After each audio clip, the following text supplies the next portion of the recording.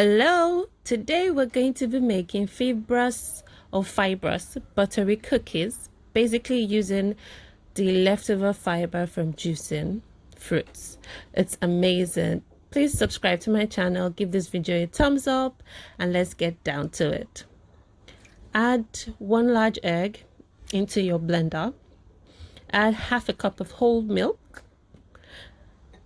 You could actually use plant milk if you like. Now add your fruit pulp or your fiber waste from juicing.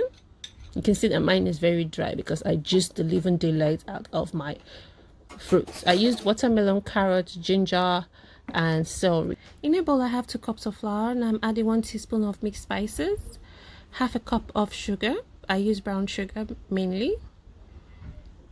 1 teaspoon of baking powder, half a teaspoon of salt. Give that a whisk to incorporate everything nicely. Now it's time to add our butter. I will be using cold butter.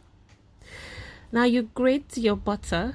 The main reason why I'm putting the mixed flour across the powder is so that it doesn't melt for my body temperature.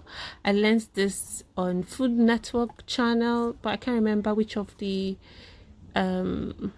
chef I learned it from. She's a bit geeky, but I like her all the same. So you grate that in, and then you use your hand and incorporate everything quite nicely with the flour, so the butter and all the mixture together. And I look at that almost like as if you want to probably make a dough crust or something.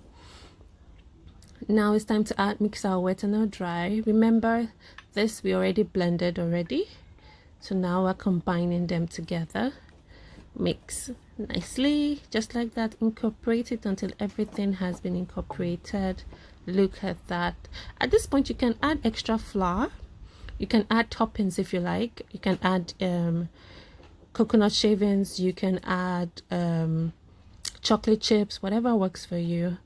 Now using an ice cream scoop, you can also use like a spoon or something. Now make that into balls and put into your prepped sheet. I'm using parchment paper here. I kept on reducing it until I got to a very small size, just because I have some siblings that would really love to eat it. So that's about it, guys. And you bake in a preheated oven of about 180 degrees to about 200 degrees for 30 minutes until it's properly formed, and it will be amazing. I had mine with milk, so give this video a thumbs up and share.